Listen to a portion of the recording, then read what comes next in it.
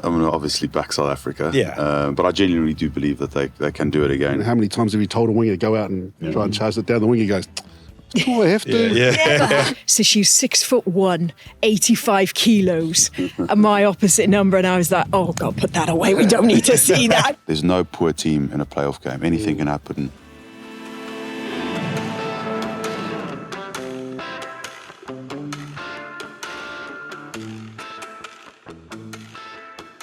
You are listening to the official Rugby World Cup podcast, brought to you by Asahi Super Dry, the official beer of the Rugby World Cup. I'm Gethin Jones, a rather croaky Welshman after the weekend, but I'm glad to say my three guests are as cool as cucumber in Francois Louw, Tana Umaga and Philippa Tuttiett, who has probably been on telly more than Jamie Roberts during the past couple of weeks, which is no mean achievement. You've done a few miles around France. I have, yeah. It's been amazing. Oh, it's been fantastic to be here and to follow Wales. Sadly, the journey has come to an end. All good things must come to an end. Don't start on a low. Do. Don't start on a low.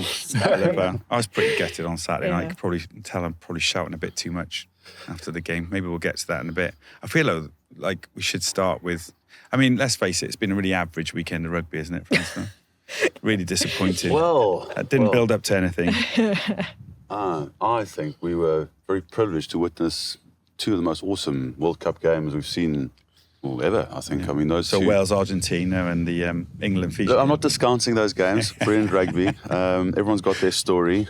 But, I mean, to have the battles that we saw at Stade de France, sort of AB's Ireland, I mean, a game to start with was like 35 plus phases. Then to end with like 35, 40 phases, like just relentless rugby.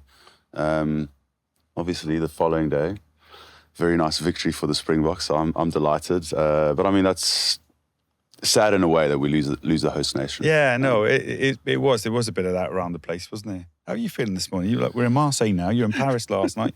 You've done well to get here. I thought you'd pull out, to be honest. I thought you were going to say, why am I wearing my shades? I think we know why that is. Quick little drop in this morning on the train to Marseille. I mean, look at this place. Wonderful to be here to join you guys. It's lovely to have you. You look well. You look so well. Would you say, are you a little bit older or younger than Johnny Sexton? I was trying to work out. I think we're about right on top of each other, yeah. You couldn't carry on though, could you? No, look, I think all good things must come to an end, and that was my time. Sorry, I wasn't referencing at that. I wasn't referencing at Johnny. Also credit to him and what a wonderful career he's had, and super sad for Ireland. We've all been there. 2011 we lost in the quarterfinals down in New Zealand in the World Cup, which was heartbreaking for us as a team. I've been there, I know what that's like. 2015 we also lost in the semi-finals against New Zealand in England. Got knocked out on that, and you work so hard over those 4 years building up to this particular moment, and everything rests. Like, it literally comes down to a moment in the game. In these two matches we saw toss of a coin, really. Every week when I've seen a South African, Francois, I've asked them whether they're willing to tell us what Eben Etzebeth's nickname is. Are you willing to go there? Come on. Just tell everyone officially what his nickname is. I can't do that. He can't do it. He won't do it, and I know it, but I can't say it because I'm just worried I'll get beaten up. Do you know his nickname, Tana? Do you know it? No. Oh. Okay. Can you just tell me how great a rugby player is? More specifically, he really stood up against France, didn't he? Yeah, he's a stalwart for us. I think all teams have an enforcer. Someone that really brings that physicality, and that role's changed so much over the years, and those players are becoming more and more dynamic. Not just a big bruiser, but someone who really plays good rugby.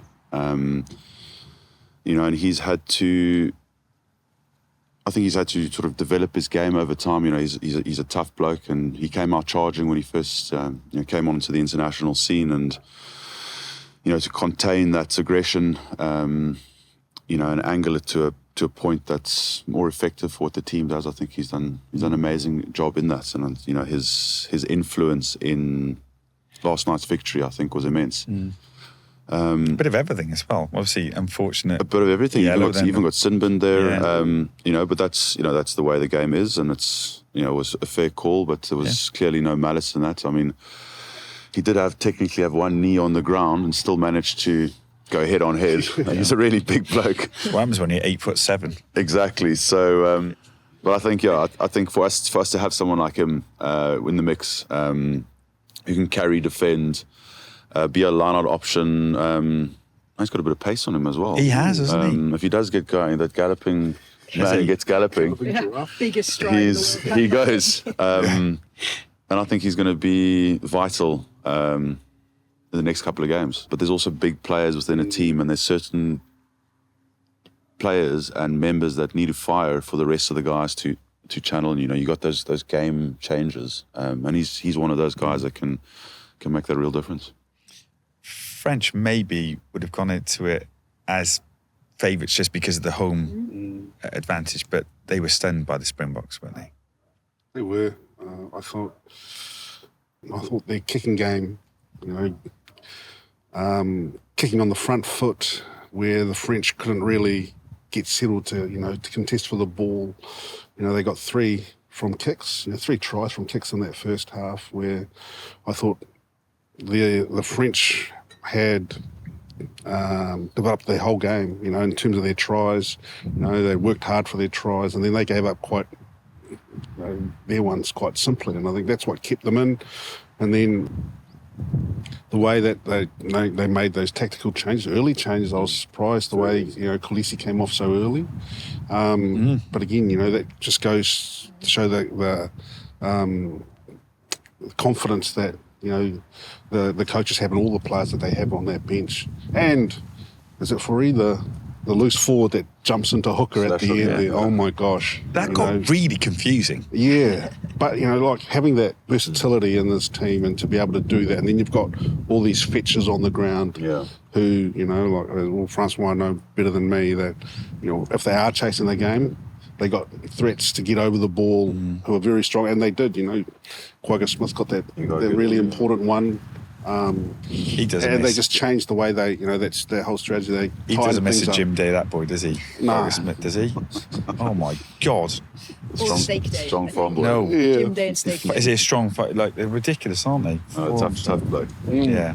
It was. And to actually manage the storm from the French the first few minutes, that was probably one of the most impressive parts of the performance. To have such a high-scoring game, so early on, I couldn't believe it. That was my one thing when I was texting my mate. I was like, it's half-time and there's been 6 tries. Yeah. What is going on? Incredible. Yeah. But yeah, just the sustained pressure, I think, from South Africa. And, they would say that South Africa played in a way that wasn't just the power game, like it was reflected in the bench, but equally that scrum, that was the power game, and that's all they needed. Yeah. And then when you saw Jalabert really skew that kick, you felt, hold on a minute now, they're feeling the pressure. What's it that like as a player, Tana, and as a coach? Those moments you work so hard, pinnacle of your career, and then that's it. Such small margins. That's right, and as Francois said, I've tasted that as well. Being. Going home after so much expectation, so much preparation, and a whole nation behind you thinking that and willing you to get to the end and be able to hold up that trophy at the end, and then you come a step short, or 2 steps short if you lose in the semi-final like I've done twice. So, it is heartbreaking, really. And I think in '99 when we lost to France, obviously that was a bit of a shock. We'd beaten France earlier that year by 50 points, and then all of a sudden in the semi, they crept up on us. And as you know, with France, you can't count them out at any stage. And I think we made the mistake of counting them out at half time because Jonah had jumped on the back of Big Jonah and he'd demolished them by himself, really. And then we forgot to jump off and do our bit for ourselves. We got the result we got. And I think... What was it like that night in the aftermath of that as a New Zealander? Very sombre, I must say. I think there was a lot of us wearing sunglasses, in the evening. Yeah. Just to hide our eyes from red with tears more than anything. But it was tough. And then trying to going home afterwards,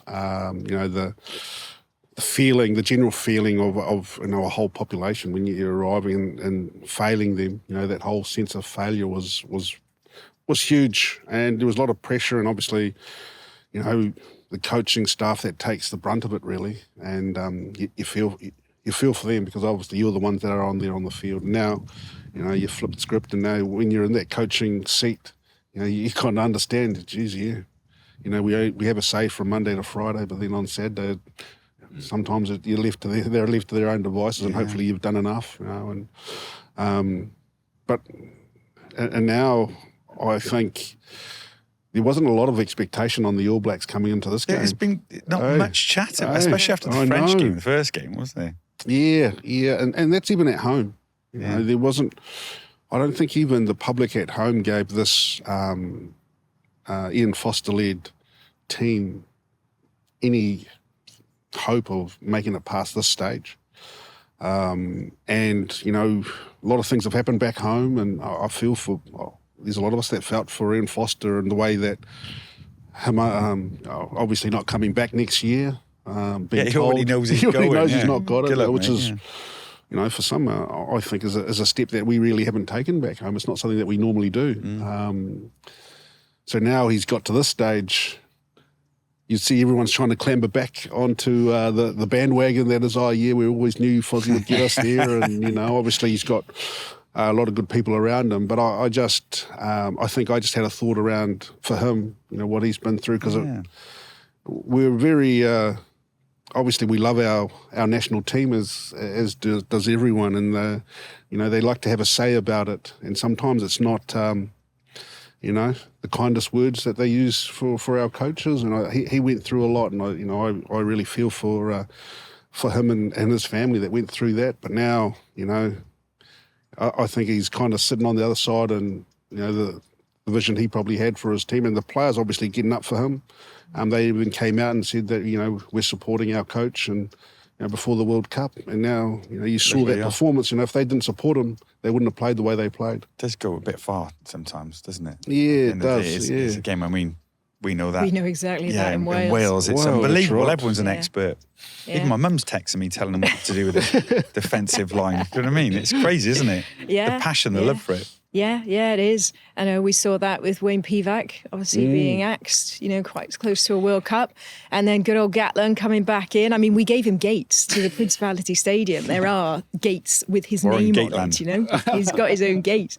So, and you know what, though? I think that was a big part of the Welsh journey and how he managed to turn it around, because the fans support Gatland and believe in Gatland. And as much as you've got to win the dressing room in Wales, you have to win the fans as well. Yeah. And he already had that. So he had that, that little start. On the pod, I every week I was asking people for their predictions. No one has been right ever. Yeah. You must have been asked at the start of the tournament. Yeah. Did you get anything right? Well, you know what? Go on, let me think now. We'll find it if you're lying. I know. You know what? I actually said France to win the World Cup. So that's done. Okay. That's done already. Jamie Roberts said Australia. He did. Oh, he got he did. Yeah. No, but that's one of the great things about this World Cup, isn't it? You kind of don't want to be able to predict. Yeah. And we haven't. Everyone's been made to look silly at some point with a crazy prediction. Yeah. Why? What's the difference, gents? Can you? I don't want to go into too much rugby chat. But what's the difference? It's a point. France, South Africa, the New Zealand game with Ireland is so close. What is it? What's going on? I think as we know, like in World Cups, it's just key moments. If you look back at the games, we were talking about the Welsh Argentinian game. They started with hiss and a roar, and I think if they scored again and they had good field position, and then they couldn't win a line-out. Or if Piper had done his hamstring stretches before the game. Well, that's right. Yeah. Changing ref was a big thing. Key moments, and then obviously in the All Black game, defending those phases and attacking those, for so long, being disciplined, that was pretty unheard of, especially in the World Cup at the moment with the amount of, interventions referees are having and the bunkers having in games these days. Cheslin Colby. I was going to reference that. I mean, oh my gosh! No, the charge down of the conversion, which would have been the difference. Yeah. Exactly. Game-changing moment. England the same. That game was so close, yet they were able to lock it down. When it mattered, and it just comes down to key moments, and that's what the you know, everyone goes in with rankings and standings, but in the end, it doesn't really matter. It's those that can manage those key moments and create them. And it's, you know, like a Cheslin Colby, he probably just got told, you know, how many times have you told a winger to go out and try and charge it down? The winger goes, oh, I have to. Never works. He goes, no, I'll never I've get done that there. But you know, again, you know, he just, no, I want to do this for, you know, again, that's the willingness. Why did the Southern Hemisphere seem to do it way more than the Northern Hemisphere? I think I'm 'cause asking they've you been questions counted you out. just can't answer. I don't know. Do you know what I mean? Why is it always... We were saying last week thinking it could be, you know, Northern Hemisphere galore, semi-finals.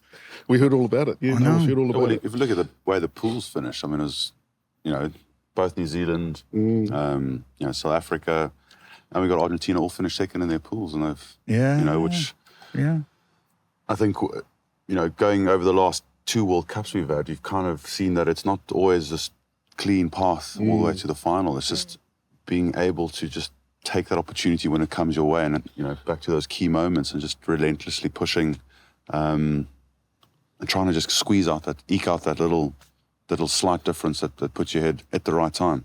Preparation key as well. I mean, South Africa was well documented that they had PA systems into the ground before the French game to sort of get used to the hostile environment. I've kind of heard about that before, but what is that? Just trying to... Yeah, I think all teams will try and, you know, get that slightest tiny little bit of advantage somehow. You know, eke out those 1%ers, and whether it's recreating or reenacting big occasions, so, you know, so players don't get spooked when it does come their way. You know, I think it's a process and a technique we all use as players, is visualising. And anything like that, 2019 in the build-up, anything, do you remember that Rassie did? Because he's a bit out there, isn't he? Yeah, no, we didn't have we didn't have PA systems in the, at the training ground. Playing but a bit of Beyonce as you walked out.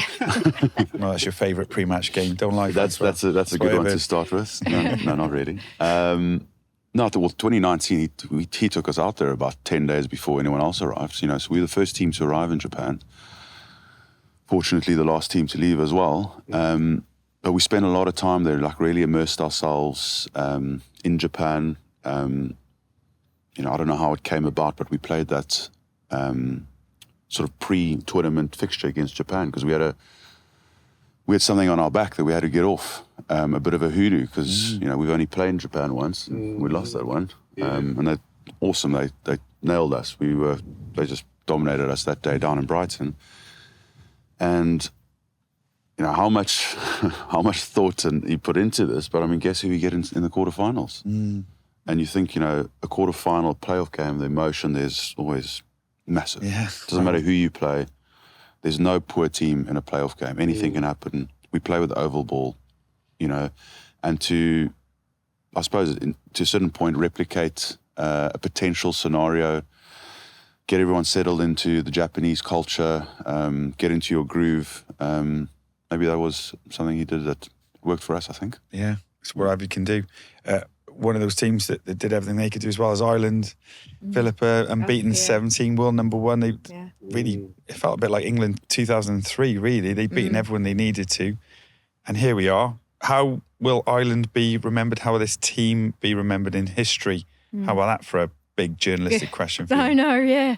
I mean, I just feel for them, you know, going into that whole never got past the quarterfinal. And then this happens, but you know, you have to say that the draw and the teams they're playing out in this quarterfinal is very different to previous quarterfinals. And you know what? I actually thought that Johnny Sexton spoke really well after the game. Seeing as initially when the whistle blew, you saw him, he was having some words with some players. He does, maybe just got it off his chest. But then afterwards, you know, he talked about being so proud of the team and being so proud of the achievement and what they'd done and the journey that they'd come on. So I think that, you know, the core rugby fans will still rank this team as one of the best that Ireland have ever had, regardless of the fact that they've gone out in the quarterfinals, because, you know, the team, the game, you know, it could have been the World Cup final. We would have been happy with that. You know, it was an incredible game. So it's difficult. Now, I often wonder, you know how it's come out now in the stats that actually if a team holds on to a ball for multi-phase, after about 10 phases, the chances of them scoring goes down. Whereas in the 2019 World Cup, the trend was actually eventually you'll break down the defence, you'll find a gap and you'll score. Wow. And I just wonder, with the longevity of their run of wins, is there a point where it's actually not a good thing? Yeah. We're going to the semi-finals now. There's only one team that have won every game, and that's England. All the main teams have lost that game. And I just wonder, whether that almost went against Ireland in a bizarre bit like goal way. Kicking, isn't it? If you've not missed in 50, you're going to miss at some point. Yeah, and it just gets closer and closer, doesn't it? Yeah. So I feel for the Irish fans, but they threw everything out there. They can hold their head high. If you're like waking up as a Welshman the day after their game, or waking up as an Irishman the day after their game, talk to me about that mindset. It feels like Wales admit that they missed an opportunity. Ireland didn't leave anything out there.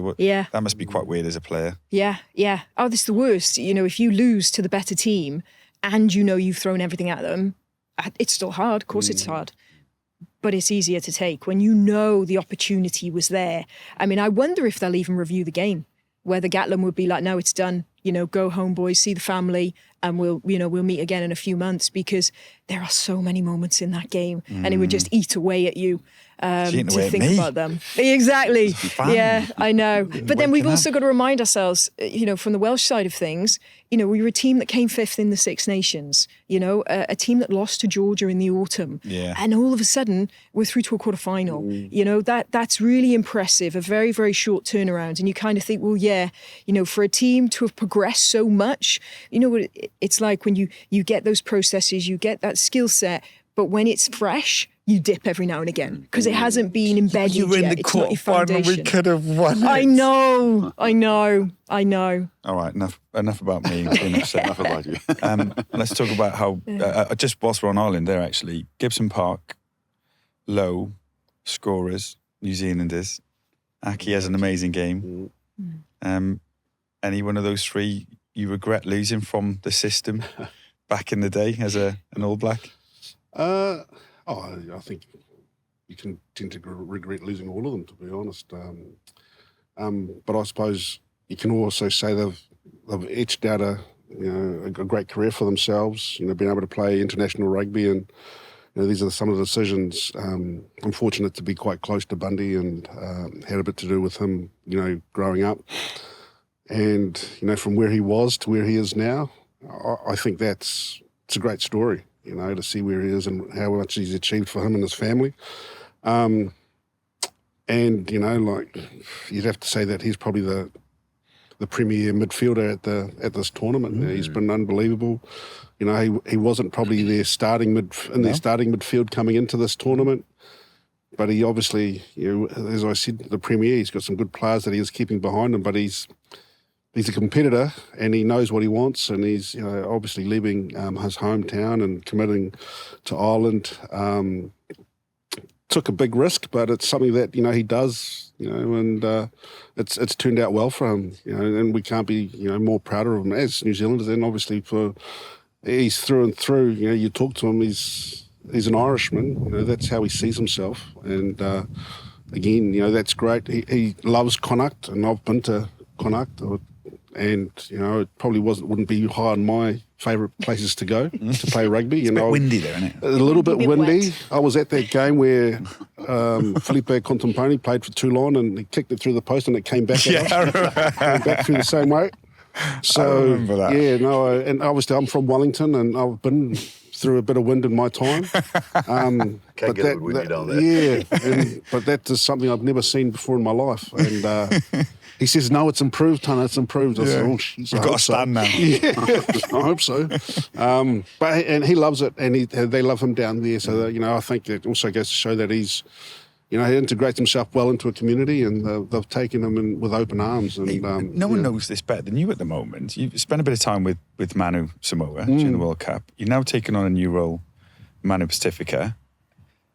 Bring in, how do you put different nationalities together? We've seen it with Tonga. We saw how good Manu were against England. A few All Blacks there on the Samoan side and Tonga. Is this something we're going to see a bit more of? Well, I hope so. I think, in terms of, what we're seeing now, and there's a lot of Pacific Islanders plying their trade overseas, different countries, which is great for them. Again, we're all here because of rugby, and we get to live a pretty good life doing what we're doing. but from where we've started from, you know, a lot of us, you know, it's a stark contrast to, you know, to there. And this game's been great for me personally and for my family and what it can do for you. And, you know, for us to be able to give back to this next generation or the next people like, you know, like Bundee has done, is something that, you know, we've got to be thankful for, but understand, you know, we've always got to pay it back and, you know, help these other players grow to not just only, you know, help the teams that they play in, but help them themselves to grow into this game and learn from it and you know, take the benefits that this game as a whole can give you. You know, and I think that's part of my role, having, you know, been able to, as I said, and as I say to players, I still live the dream of, you know, playing rugby, and my wife still doesn't understand that this is my job, but because she just can't, you know, because I enjoy going to work every day. She's over there having a cocktail though, overlooking. Yeah, well, that's right. She's starting to get it. Yeah, you know? She didn't do too long for you, but maybe not Wellington. Bit windy, apparently. Well, that's right. But you know, that's kind of, you know, again, the benefits of our game. Yeah, and sure. I think, you know, for us, probably, you know, on this panel, you know, it's up to us to make sure that we keep our game strong. And, you know, the quality of the games that we've had in this quarterfinal is a great advertisement for the game, for us. And, you know, we want to see more phases. You know, we want to make sure that people are coming to the game, not just rugby people, but, you know, other people as well. And so, you know, there's a lot to do for World Rugby, I think, in terms of making sure that happens. And the development of the Pacific Islands, as we see, you know, a lot of our players that have taken opportunities, you know, of our people overseas, they live there now. We talked about Francois' young son living in Bath, whether he's going to be wearing we know what Dad wants. Oh, interesting. You know? Wait, what's this conversation? You know, you see Manu Tuolangi and, you know, they've lived there. My brother's son, Jacob's, played for England. Yeah. You know, and right up until he was a teenager, he was Samoa in New Zealand, and then all of a sudden, he's, I'm English, Dad, you know, and, you know, that did, when he told me, I was, oh, really? Yeah. Even though you've been born there and lived there all your life, he's still English? Yeah. But that's the thing, that's great, it's opportunity, you know, it's opportunity, and it's probably, that's what our parents did when they were young, you know, they left Samoa and, you know, looking for better opportunities for their children. You know, and their family. You can understand that. Now there's, you know, this next iteration of voyages and of, you know, of the Pacific Islands are now branching their own. You know, I was just spent a lot of time with Henry Tuilangi down in Perpignan, you know, and his son's coming through the system there, dominating at under 20 level in Perpignan, and, you know, again, it's just starting somewhere else. And let's get back to the family domestic and the Louw family. So semi-final, South Africa, England. What are you saying? You can have it's going to be. It's very green. How old is he? Home. It's very green at home. He's 6 years old. Oh man, he's an England fan now. Hang on, Gethin, hang on. Yes, isn't he? Hang on. He lives in England. Yeah. We're very grateful for what England has given us. He's going to be a brilliant athlete and rugby player. He's going to be a very good South African rugby player. I've taken the bait, sorry. Oh, no. That is, it's so true, though, isn't it? Yeah. Why not, if it makes the game stronger? I mean, Fiji were a great example of that. They're so close against England. Yeah. I'm just wondering if they play more of those games, you know, do they find a way of winning that game then against England? Is that where we're leading to with this? Yeah, I'd say so. I mean, there's been a big integration of cultures over the world in terms of the rugby fraternity. I mean, you know, I myself, I played more professional rugby in England than I did in South Africa. Mm-hmm. You know, I came over at 25 to the UK, played for Bath for 9 seasons. A wonderful experience. I think it did wonders for my game and for me as an individual, you know, just being in a different environment, out of your comfort zone, out of what you generally have back home. And, you know, so I can fully appreciate what, you know, Tana says about, you know, players finding their way all over the world, and then a next generation suddenly falls into that. I mean, you know, we live in England, you know, we're grateful to be living there, and our kids are being brought up there. My son plays for the Bath Minis. What position is he? Does he have a position yet? Well, they play all the positions at the same time. It's basically just running in a big circle. Brilliant to watch. So which is awesome. So I mean, look, jokes aside, everyone needs to find their own destiny, make their own pathway, and what works for them. Yeah. We go on tangents, which is always a lovely thing to be able to do on the pods. Just to finish up on the quarterfinals then. New Zealand, Philippa, you come in with this as well. They had gone under the radar a little bit. Are they now your favourites? You mentioned France were. That's difficult. That's difficult. I know it's difficult. These are difficult times. These are difficult. Philippa. Yeah. You know what? Actually, no. I think I'm leading more to South Africa from what I saw. Is this to do with the shades and the fact he looks like a Freeman's catalogue map in a model today? And no, sure. You know what? I mean, obviously both are incredible, but I just really like the way that South Africa changed their game plan second half. Played that more pragmatic style to be able to play that free-flowing rugby in the first half, then tighten it up, kick the ball, go for the kicks. Yeah. I just think that could, I don't know, it could not, but it's great though, isn't it? Oh, it's amazing. But New Zealand now have a chance because they realise that Sam Cane isn't a shit Richie McCaw. He had a hell of a game. He was incredible. He was amazing, wasn't he? He's been quiet and then bosh. Yeah. They're amazing. That's a Peter Mahoney reference. Was a bit of banter on the pitch. Yeah, I think so. I think there's good motivation. There's a lot of motivation for that game, obviously. And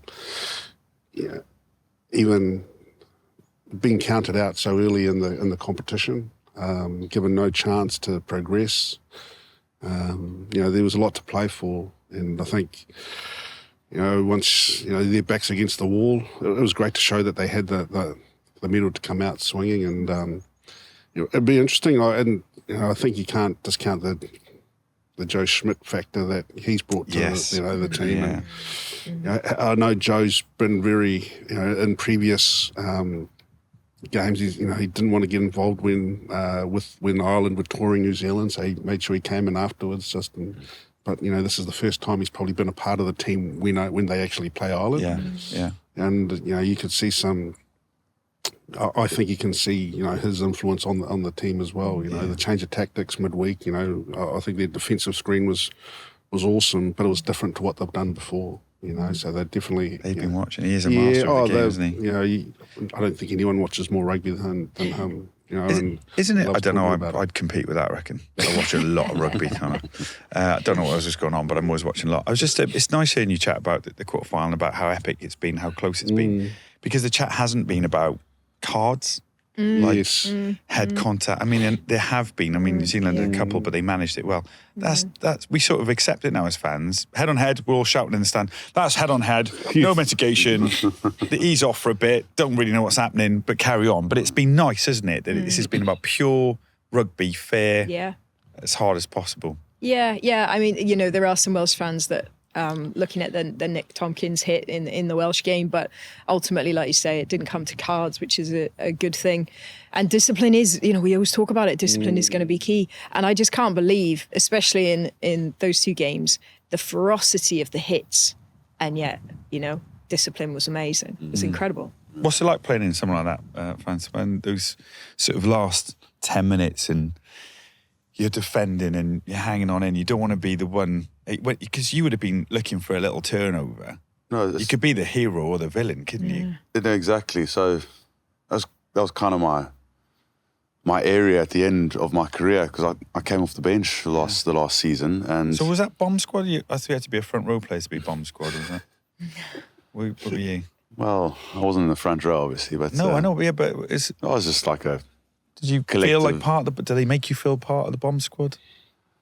No? I felt very much a part of the bomb squad. Good. Okay, I'm just checking. I mean, that was like a little buzzword that we used, just to kind of build a bit of spirit around it. You're not the bench, you're not the replacements. We've got to make the difference. But like you're saying, the last 10 minutes, the amount of times I came onto the field and it was like either hang on for dear life with a tiny lead, or we need to get like 5 points, do everything you can to throw the kitchen sink at it. We've got to try and make a difference here. But it's funny how you play an 80-minute game, and in hindsight, you look back and you think, there was a key moment. We could have done that.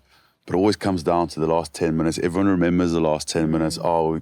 He missed that, or they won it there, they did that, and you feel the pressure because it's, it's like flashing in your face. The scoreboard's there, the clock's ticking down. You're feeling the fans on you, and you're like, got to do this. We got to do this, and then then I suppose you hope that you fall back on your, in a sort of a calm state, and just focus on what you've been preparing to do, and fall back onto strategy. And it was never my game, but some guys thrive on that, and they put a little bit of magic out the bag, do something ridiculously exceptional.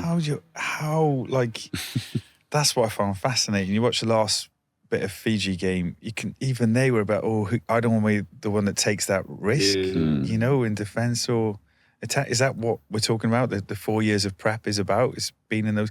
You can't practice to be in those moments, can you? Yeah, I don't think so. Like, again, it's that moment, in the last 10, 20, when you're on there, you got two ways of thinking. You're like, one, I don't want to stuff up, so you just do nothing. Yeah. And I think we saw a bit of that. That would be me. Give it to someone else. Yeah, so that fight or flight response, I think, and then and I think we saw a bit of that in the quarterfinals in terms of both England and Fiji. Like, I'll have a little crack, but not too far, because I don't want to get isolated, and I don't want to turn the ball over. And stressing me out talking about it. But I just think that's probably the difference of levels too. I think understanding. I like watching the game last, South Africa and France. They understand. I think there was 4 minutes left when they were doing a few little carries here close, and then 4 minutes is a long time to try and close out a game, and then Faf chucks up another bomb, which is the right decision, because penalty there and Ramos kicks it, game over. Right? But that's smart. He knows the game. He understands that. Well, we can't play here. This is not the game to be played in this part of the field. Yeah. Let's back our defence, and then let's put it on them. And then, it goes to them. Well, shucks, do we play from here? And they did, and then they got isolated, and then that's the thing. So they would have talked about that. This is all about the prep, right? Francois, this would have been... Yeah, I think so. You again, I say you visualise and you try and recreate all these scenarios at training, and how we're going to face that, and what do we do if we've got a yellow card in the forwards? What do we do when we got 5 minutes left to play? We got a tiny lead. How are we going to play? Do you panic, change your strategy? Do you hold on to the ball for 4 minutes? Impossible. That just doesn't happen. Or the Ireland and New Zealand just did that. So by that game, it's just being smart and leaning on the right people at the right time. We don't need any heroes. But you need a collective consensus that this is how we're going to play, and everyone knows that bloke's going to take control here, that bloke's going to take control there. Trust your backs are going to chase. Let's put up the bomb. Trust the forwards are going to defend correctly. Let's not, go for the turnover right now. We can't risk a penalty. Everyone hands out of the ruck. Let's just, trust the strength we have as a collective in a defensive set. Sometimes it works, sometimes it doesn't. Well, that's the thing, that's sport, isn't it? But you look to your big player, ex-captain yourself, Philippa, people would have been looking at you on the pitch for those decisions. It's the leaders. Is that what experience is? Is that what we always talk about, having experience in your side? It's so key. Yeah, because then the more that you can be through those situations, the more to a certain extent it doesn't faze you as much. It still phases you, but not to the point where maybe you look like it, and just sometimes being calm when everything is maybe falling apart or you're up against it. If you can just be there, like, okay, no cheering, no hollering, no, just this is okay. That can filter through the team to think, okay, yeah, this is okay. And like sometimes you talk about the hero moments. Now, I remember some players doing that, and I'd speak to them after the game. Oh my God, you went for that turnover, but you'd given a poor picture to the referee all game, and yet you knew the right time to go for it. And they'll actually turn around and go, I didn't think. That zone that some players can get into, and it's incredible how some players do it, but they don't actually realise some of the good things they've done in the game until the review after. And I go, oh, right, yeah, no, I do, because they were so just in the flow and the zone of the game. Johnny Wilkinson talks about flow all the time, just completely forgetting about everything else. Zone, though. He's still in it, isn't he? He's very much still in that karma zone, yeah. But yeah, it's an incredible way, but you can only ever get to that point through a ridiculous amount of training and experience and a ridiculous amount of games. And you don't realise when you even get to it Yeah. You know what I mean? It's just, it's usually you realise you get to it because you know you've only got a year or so left and you're nearly retirement. And they're like, oh, damn, I just got to the zone, you know? But that's an interesting kind of pressure as well, isn't it? Knowing it's your last game and that's where the emotion comes in. Have you ever faced a Haka? Like yes, a couple of times? Enjoy 2014 World Cup, amazing. Yeah. Amazing. But you know what I made? One of the worst things in that game. So we're all in the changing rooms and you get the programmes, you know. So we sat down and I thought I'll have a little look through the programme. I'll just have a little look on my opposition player because, you know, 2014, we didn't play tours. I really didn't know too much about the New Zealand team. Oh my God. So she was 6'1", 85 kilos, and my opposite number. And I was like, oh God, put that away. We don't need to see that. I mean, everyone lies on the programme anyway. Everyone's a couple of kilos heavier. But she was. But yeah, amazing experience. I feel so lucky to have faced that. Did it fire up or make you feel? Complete fire up. Did it? Complete fire up. I mean, you're feeling buzzing that you're in a World Cup full stop, but then New Zealand. And yeah, just I felt like a real privilege. I wanted to, you know, some people go up against it and they want to block it. They want to be like, almost to a point where they're like, how dare you get to do this? Like, I'm going to, you know, they get that real edge type of thing about it. But I was like, no, I want to embrace this. Yeah. Like, I never know if I'm going to see this again. Yeah. I want to feel and see every single moment of it. So I was beady-eyed. I didn't go to stare anyone out. Some people pick a player and they just focus on them. No, I just wanted to look around. I wanted to see every moment, feel every moment. For me, it was like, wow, what a privilege. And here we go. Well, it turns out you're going to see it again now because Tana's very kindly said. No. But it might have been the version that you brought in. 2014, was that? 2014. Would that have been the version you brought in? Is the Haka we're watching now with New Zealand the one... The couple pango, yeah. Yeah, the U... 2005. 2005, so it's before that. How come, why did that come in? Why is it different? What happened? It's just part of the group that we had. There was a bit of question mark around the Haka at that stage because we'd been performing it for so long. And, you know, we were doing it, but we didn't really have a great understanding of it. And we weren't, I don't think, you know, we weren't doing it with the amount of passion that it deserved and, you know, the actual respect that it deserved. You know, we were doing it because everyone before us had done it. And, you know, there was some point there we had a discussion around, well, do we need, because actually we just want to get out there and play now, you know, and everyone expected it of us. So, you know, it kind of, is it the same, does it have the same effect as it has, you know, in the past? So we did question it as a group. Then we talked about actually, do we need to actually have a better understanding of why we do it? And obviously, you know, we have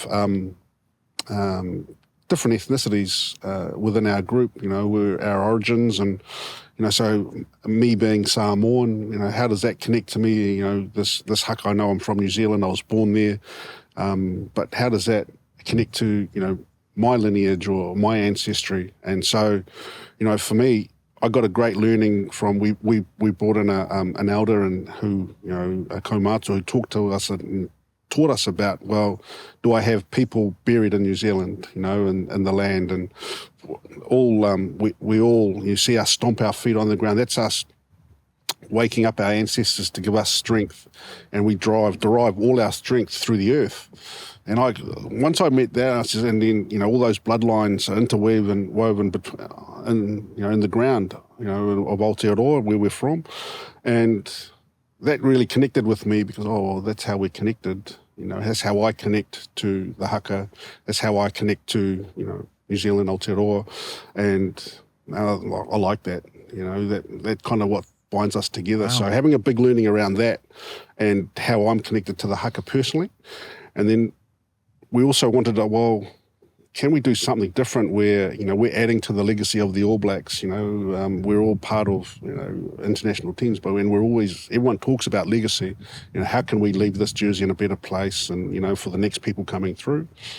So then we started talking about, you know, should we add another Haka? And you know, that started a whole different discussion, and it took us a while to get that through because there was a lot of young players, you know, just like us, you know, who were coming in for the first time and they were questioning whether, well, who am I to change the legacy of the All Blacks? I've only been here 5 minutes. Yeah.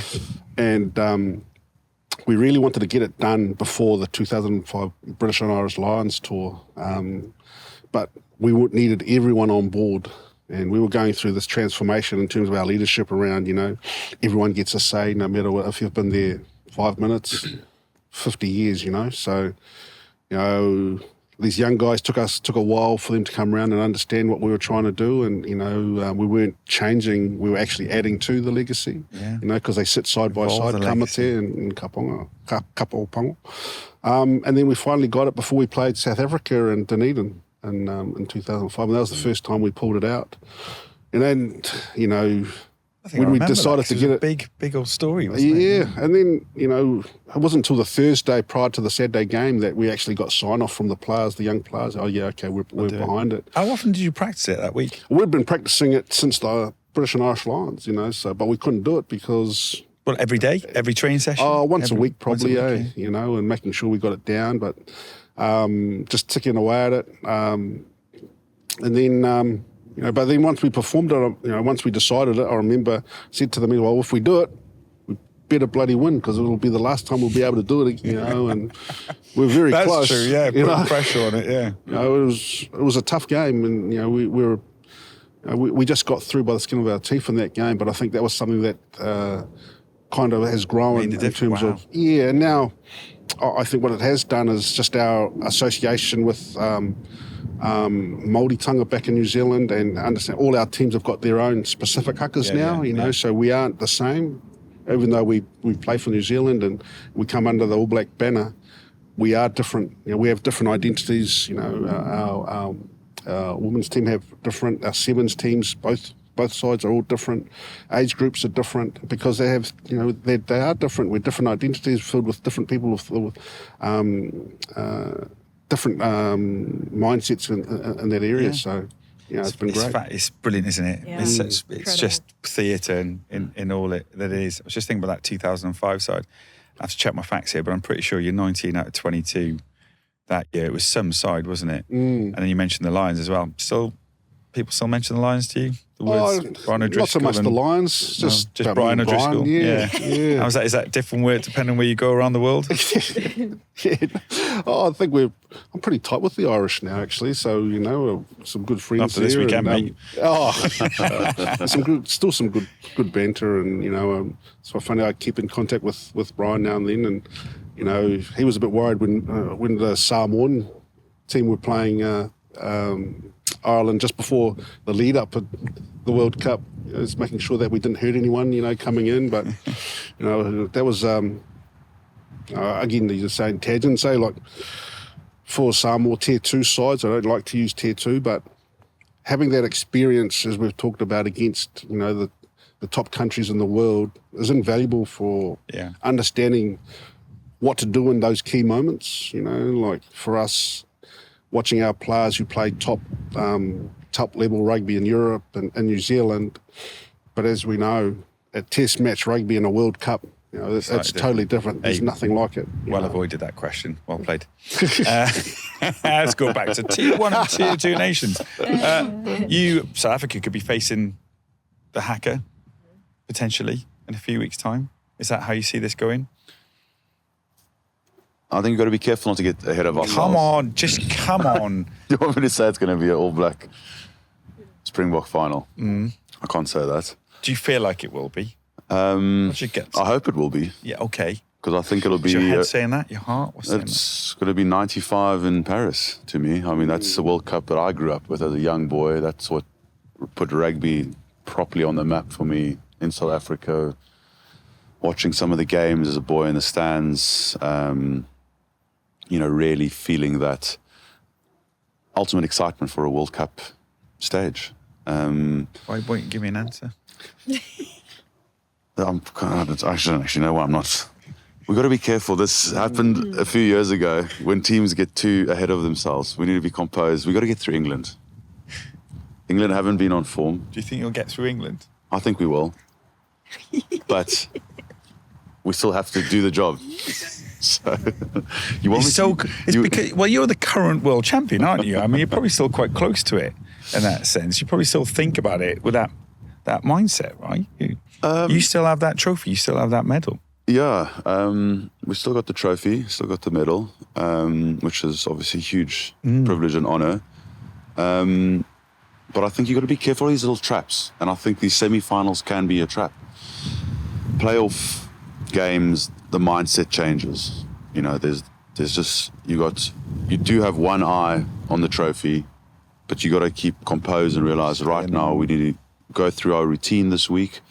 It's a short turnaround, 6-day turnaround. Straight into semi-finals, playing against blokes that want it pretty much as you do. And, you know, you got to prepare for that. And, you know, looking back at 2019, sorry, not 2019, 2015, we made that mistake in our pool matches. You know, we'd already started trying to work out your pathway to the final, the semi-final, and, you know, not disrespecting Japan, but thinking, well, you know, they've never really come on our radar. We should get our points in this. We should just cruise through our pool. And I think that's a lesson that we've taken to heart and will never repeat again. Yeah. I mean, it's been spoken about, it was spoken about in the last World Cup, and it's kind of that next job mentality. And I think in order to go all the way, you need to jump on that momentum train. You need to build that consistency. Great performance against France, but to a large element that takes quite a lot out of you. Emotion. This would have been a massive week for the boys. You know, to build up to that, to prepare for that. Even the management team looked really animated. Everything. More than I'd ever seen them. And you get this massive dip immediately after a game. Like, obviously, you're excited, you won, but now you're like, you know, we got through that one. Yeah. That is the absolutely wrong mindset to have. You know, you got to get straight back onto it. Like, look, we're here to work. We've got to work hard, get your recovery in, and now we've got to start working on what's next. England is on our way. That's the team that's stopping us from achieving glory once again. So all focus will be on that. Got to charge the batteries on the traffic light as well, haven't you? Sure that's... Got to charge those batteries. Felix Jones is on it. Yeah, that is his job. Is that? Well, I saw him have the disco lights. I mean, I think they used to plug them in, but now they just LEDs. Yeah. When you saw that go up for the first time, you're like, what is going on? Yeah, I just had a little giggle. It's I was funny, like, of course it is, you know. It's South Africa as yeah, well. it's South Africa. But you know what, just on what you're saying, isn't it crazy to think that both New Zealand and South Africa could go up another level? How? Yeah. Do you know what I mean? Yeah. Like, easily, I can see how, you know, England could go up another level. I can see how Argentina need both of them to go up another level. But these two teams going up again, wow, that's going to be incredible. That's the key, isn't it? The consistency of putting back-to-back matches like those. I totally agree with Francois. They put a lot into those games. A lot of emotion gets... And now they've got a short turnaround to do it again. And I think as Philippa said, you know, we know Argentina and England have still got some, you know, some room to improve, and now they've got time to do it. So, you know, the key thing is recovery, you know, how they're going to switch focus straight into this next game. And, you know, I remember when in 2003 we played South Africa in the quarterfinal, and again it was a monster game, took a lot out of us, and then the following week, you know, we lost against Australia in the semi, you know, and again we didn't have the same feeling coming out of that game as we did going into, you know, the South African game, because it's just so much physically, obviously, when we play South Africa, so much physically it takes out of you, but then the emotion of, you know, what we've been talking about was really great, but then the toll it takes on the players and the staff, you know, you know, what would they be doing today? You know, they'd be now going back over the game and, you know, have to go through it all again. Helps having done it before, mind. It does. That makes a difference. You're going to love this in a minute. I'm going to ask you predictions, Francois, so have a little think about how you can get out of that one for me. Okay. But before we do that, Camp High 15, it's something we've been doing on the official podcast throughout the World Cup. This is where we ask you a favourite player, someone you hated playing against, liked having a beer with after, the culture of rugby. Quite difficult to pin it down to one, I know that. Yeah. But go on, Philippa, do you want to start us off? Who would make your Camp High 15? You know what?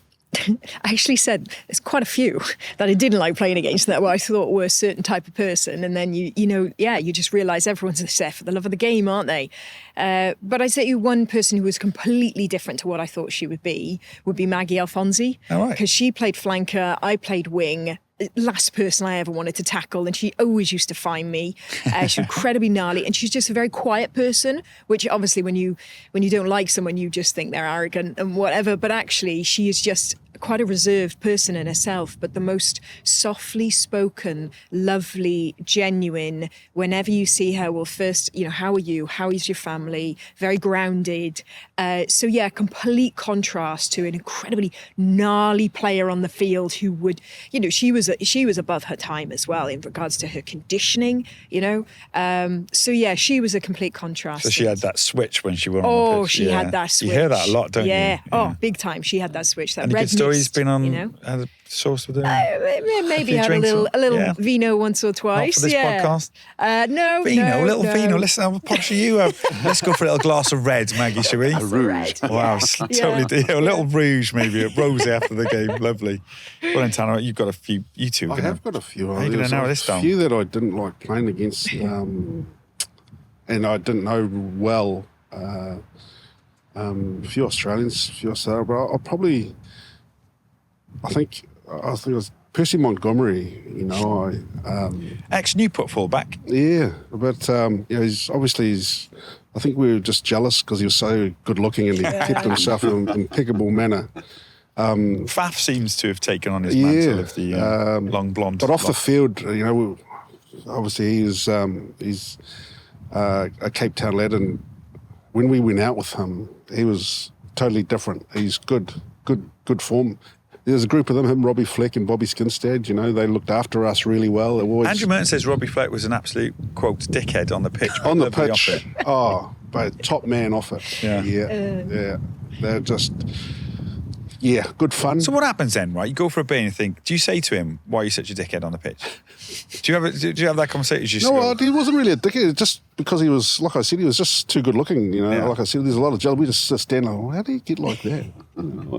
How does he keep himself like? So where you think, does he tackle anyone? Do you ask him that? No. What's your regime? Kind of thing. What's your regime? Imagine Tana Margo on the best with Percy Montgomery going, what do you use? Is it face cream? Or not that kind of chat. No, that'd be a bit weird. No, but again, they looked after us really well. We were in Cape Town quite a few times, so we a good friend. Actually, I remember they started the 10s in Cape Town, so they called us up, and we were more than happy to come down, and enjoy their hospitality there a few times. It was awesome. Yeah. All well behaved? Yeah, very well, as always. Glass of red, like the girls here? Or? I think the hardest we went was, maybe fizzy water or something. Of course, athletes. Absolute athletes. Come on then, Kampai 15. Cheers in Japanese. We're doing this in association with Asahi. Finish with a good one, Francois. What you got? Someone who always plays, as a back row, you kind of match yourself up against the other back rows. You don't always necessarily have direct battles against one another, but at the end of the game, you're like, I outplayed that bloke, or he outplayed me, and then you feel a little bit bad. So had those battles, but I think what it comes down to is a back row, Argentinian, Juan Fernando Lobe. He's also quite a good-looking bloke, by the way. And I just always thought, this guy is a good player for them, tough player. Kind of maybe that annoyed me because he was quite good for Argentina. And whenever we played against Argentina, especially away, treated like royalty by the Argentinian players afterwards. He would take the lead as captain. We played a game down in Salta a few years ago, and they said to us post-game, we won the game, they're still good, they're still whole team, they want to take us out, they want to take all the Springboks out. And we're like, amazing, we'll be ready sort of 9:30, no, meet us at the club at 11:45. At night, what do we do? Just how late they go out. So, they take us out into the desert. It's about a 45-minute drive. We're in taxis. We're like, where are we going? Thinking maybe it's someone's house. They've organised a little private party for us. And as we're driving, the cars are just starting to become parked up alongside the road, and they're just lining up. Eventually, we go to this super club in the desert, probably about 3,000 people there. Full VIP experience with the Argentinian team, and we couldn't have been treated better. My respect for for Juan is right up there. I'm not going to give too much details on where the night ended or where the morning ended, but it was a wonderful experience. You were wearing your shades the next day, shall we say? I was wearing my shades That'd have been on the plane. Yeah. It's great. The rugby stories, and you're not expecting to be in that situation at the end, are they? Yeah. I was just going to say, I think, I don't want to embarrass you, Tana, but you'd been my Camp 15. 1999, New Zealand, Autumn Internationals.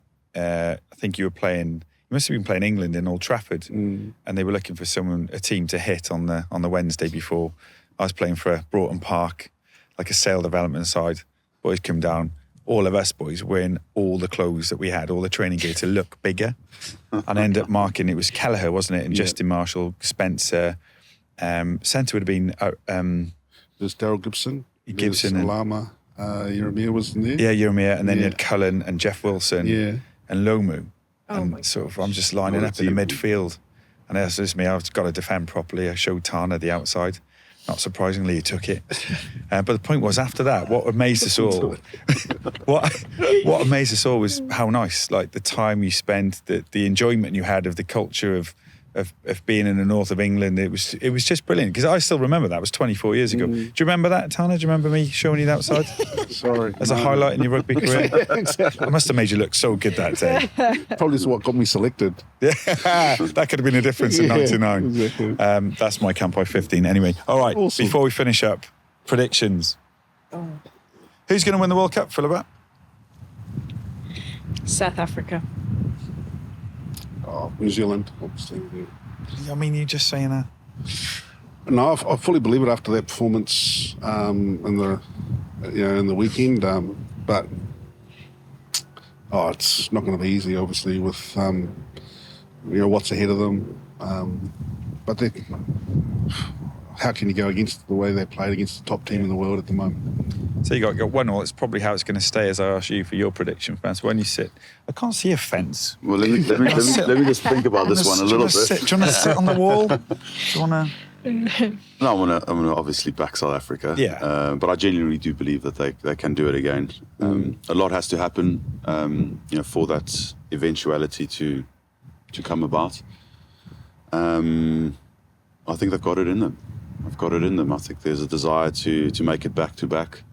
I think it's super exciting that both South Africa and New Zealand are fighting for a fourth.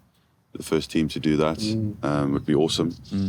They are going to do it. Be an all right game if it is a South Africa, New Zealand. Wouldn't be bad, would it? Semi-finals wouldn't be bad Yeah, either, might would put they? that in the diary. Make sure I watch that one. But you already start having the doubt now. Yeah. You think England can compete with South Africa next week. You never know with Argentina, no form whatsoever, but they have beaten the All Blacks. It's been a brilliant World Cup, hasn't it? It's been amazing. Yeah. Amazing. So far, so good. Still plenty to go. I'm just swiping flies left, right and centre as one gets into my nice cold Asahi Super Dry, which is the official sponsor of the official Rugby World Cup. Thanks for listening. Please leave a comment and we shall see you for semi-finals next week.